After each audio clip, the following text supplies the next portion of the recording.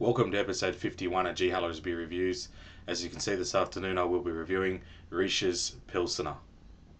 So this beer here is one of the poor cousins of bygone era. For anyone who lives in New South Wales would remember Riescher's, well, even before my time, was one of the most popular beers in the state. Beers in those times were very territorial, but Riescher's was a New South Wales beer, or New South Welsh beer. Um, but it was bought out by Carlton and United Breweries. It had a number of changes of hands through breweries over the years, but a fair while ago now it was brought out by Carlton United Breweries, and it's sort of become second shelf sort of stuff, like at the back. But they seemed to, well, they're still selling it, so they must, people must be buying it. I don't know anyone who drinks Riescher's products anymore. I know a few that drink on tap, off draft, at a pub or a club, but not in the bottle. But I thought I'll do something different and give it a review. I haven't had this for a long time. Years ago, it used to be called Riescher's Silver Bullets. Well, not officially, but that was the pet name for it, I suppose, because they used to come in cans that look like silver bullets, silver cans.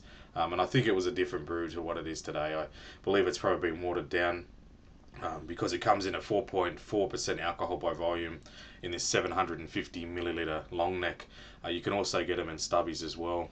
I was actually surprised with the price by this. VB, New, and all the other sort of macro type of beers were much cheaper. This wasn't cheap, so that's probably the reason. I wouldn't say it's probably the quality. It's probably the supply and demand. But anyway, I haven't had this for a long time, so it might surprise me. So we'll just crack it open. Twist top there. Smells good. I could smell that. I've just got a chilled Pilsner glass here.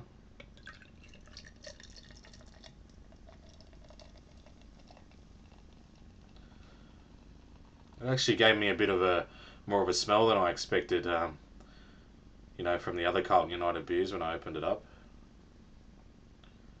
Okay, we'll just let that sit for a second. We'll go off this. Okay, as for the appearance, it's a darker golden colour. Carbonation is moderate. I wouldn't say it's extremely high, but it's definitely moderate. Yeah, so it's a bit darker than you would say VB or New, but only slightly. You can see through it, but it is a little bit on the darker side. As for the smell, well, interestingly, I'm getting a very hoppy smell, which is good. But I'm picking up the adjuncts. I'm getting that sort of wet cardboard smell, as Jez likes to describe it. It's very similar to that, or what you would imagine that to be. But I am picking up a hoppiness to it as well, which is nice. As particularly Carlton United beers, you don't really get that much on the smell. I'm getting a sort of a hoppiness, and I'm getting the malts as well. Anyway, without further delay, let's do the taste test. Cheers.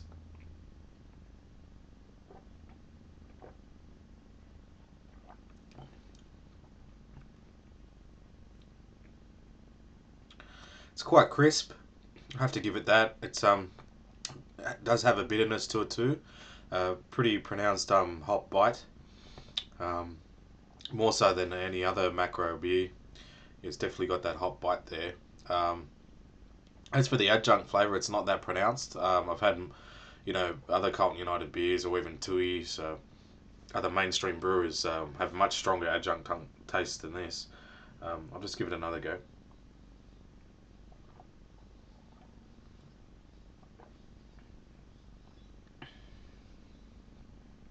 Yeah, the bitterness is there, but as for the hop flavour, it's not knock your socks off. It's not a very pronounced hop flavour, but the bitterness is there from the hops, and there is a malty sweetness as well.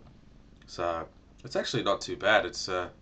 I'll probably expect it a bit worse than this, so I'll just give it another sip.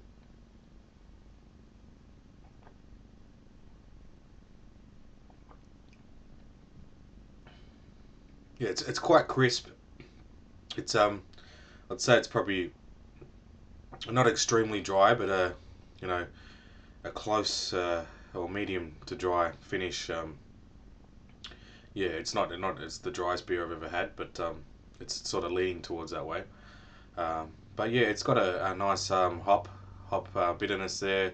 The hop flavour isn't, as I said, extremely pronounced, but the bitterness is there, mixed in with the malty sweetness, and a slight adjunct taste, but not very strong for me. So it's actually not too bad. This has surprised me. I think it's not a bad Aussie macro beer. I think it's all right. It refers itself to a pilsner. I think it is officially a pilsner, but it's probably more leaning towards a lager. Um, but yeah, it's not bad. I'll give it one more sip and I'll give it a score.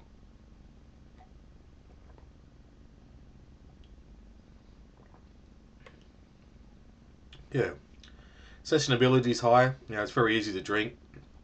Due to how crisp it is, it's very refreshing. If you're thirsty, you could definitely drink a number of these.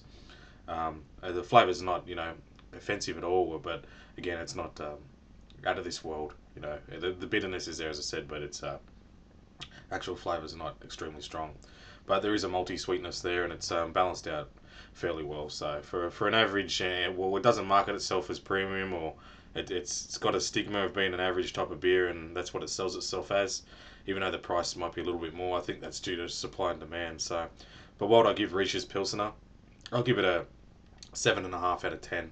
I think it's all right for what it pretends to be. Well, it doesn't pretend, but what it is, it doesn't pretend to be anything else. That's what I'm trying to say. But yeah, I think it does all right. VB and that I gave the same score, I believe, 7.5. So this is no worse than VB. If anything, it might appeal to some other drinkers' taste more so than VB. Yeah, just with the characteristics that I described.